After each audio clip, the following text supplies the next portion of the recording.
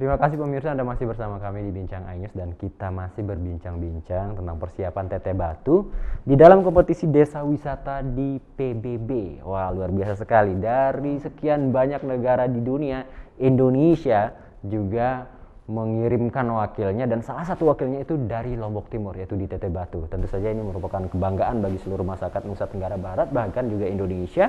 Jadi kita perlu bersama-sama untuk mendukung, memenangkan Teteh Batu ini di kompetisi ini ya.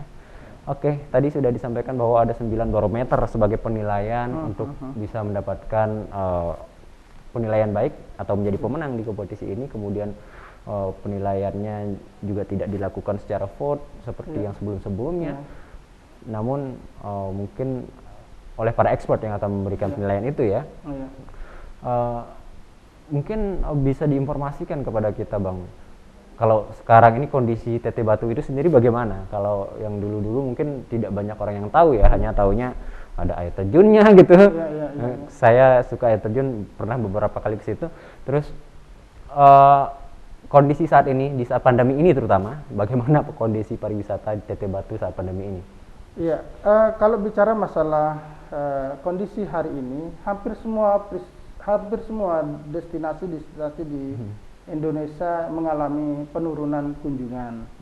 Tapi kalau toh pun ada wisatawan yang datang ke Teteh Batu atau Kembang Kuning atau wilayah sekitarnya itu, pasti dia menerapkan protokol kesehatan dan terus masih hidup artinya tidak terlalu berdampak dalam artian karena yang memiliki industri ini kan masyarakat ya.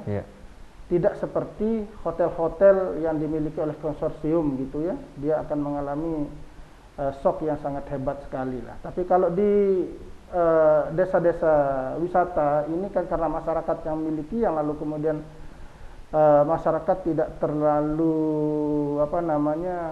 artinya adanya kunjungan itu adalah bagian dari bonus mereka. Tidak adanya kunjungan, mereka akan tetap menjaga pariwisatanya, khususnya kelestarian yang mereka miliki. Nah, Teteh Batu ini sebetulnya memiliki 7 aspek yang sesungguhnya tidak dimiliki oleh beberapa desa-desa yang ada di Lombok atau di NTB. Apa saja yang pertama itu adalah hutan Teteh Batu Selatan Renjani berkontribusi terhadap perubahan iklim global. Itu yang pertama, karena Teteh Batu ini langsung berhadapan dengan hutan kawasan Taman Nasional Gunung Rinjani itu, dan mereka sangat menjaga itu. Nah, lalu kemudian yang kedua itu adalah perdamaian dunia. Boleh saya menyebutnya sebagai Teteh Batu adalah bagian dari masyarakat pedalaman, desa pedalaman yang menerima paham-paham nilai-nilai toleransi, kebersamaan, kemanusiaan dan humanisme ini. Nah, itu ditandai dengan begitu sudah sangat lamanya Teteh Batu menjadi desa wisata, tidak pernah ada masalah di dalamnya. Nah, mereka sangat menerima orang luar.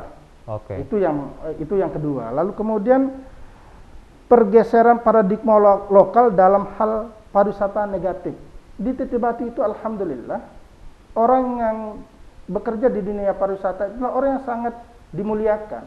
Tidak seperti di tempat-tempat lain kalau ada dulu paradigma. Iya benar.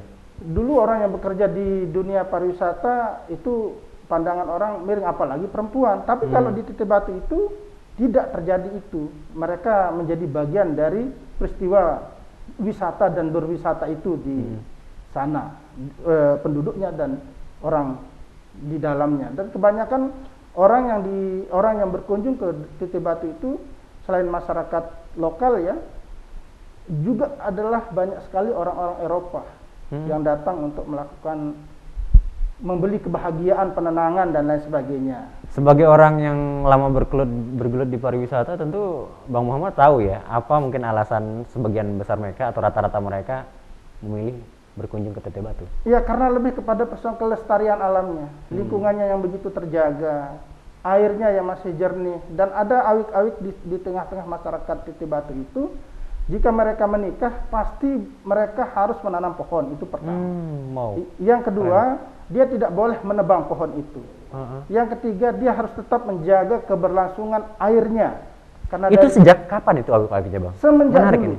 Sejak dari dulu itu adalah awik-awik masyarakat yang ada di sekitar sana. Iya, luar biasa. Karena- Di tengah kerusakan hutan kita yang luar biasa, ini bisa menjadi semacam role model ya. Iya, ini artinya bahwa inilah sesungguhnya yang diinginkan oleh UNWTO itu.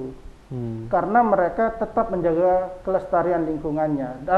Datangnya pariwisata tidak merubah pola hidup dan paradigma berpikir mereka. Tetap menjadi bagian dari itu adalah bonus untuk mereka sama-sama bertemu lah ya, sama-sama menerima tamunya untuk kemudian ini untuk menyambung keberlangsungan hidup di sana. Ini yang sangat menarik. Kalau biasanya satu daerah pariwisatanya maju, pasti akan berdampak terhadap efek buruk ke lingkungannya ya, terutama ekosistem dan lain sebagainya di lingkungan hidupnya. Ini malah ketika dia menjadi desa wisata, tetap bisa mempertahankan itu karena awik-awiknya yang luar biasa ya. Itu yang menjadi nilai plus dari Teteh Batu itu sendiri. Bahkan di Teteh Batu itu ada PAUD wisata. Pendidikan anak usia dini konsepnya wisata. PAUD pariwisata namanya. Jadi yang menarik, sebelum pandemi banyak orang-orang bule itu yang menitipkan anaknya di sana, kemudian ayah dan ibunya berlibur di sekitaran sana. Sementara anaknya bersekolah di PAUD pariwisata itu dia memiliki nilai lebih.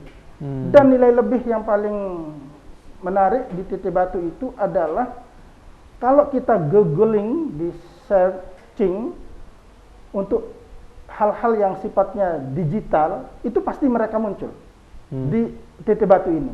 Pasti muncul. Kalau mau di googling tentang aplikasi-aplikasi digital sekarang itu pasti Teteh Batu muncul. Artinya bahwa kesadaran masyarakatnya untuk digitalisasi itu juga sudah sangat baik, seperti itulah kira-kira. Oke, apalagi poin-poinnya Bang? Tadi sudah disampaikan. Iya, yang kemudian itu adalah keaslian desa.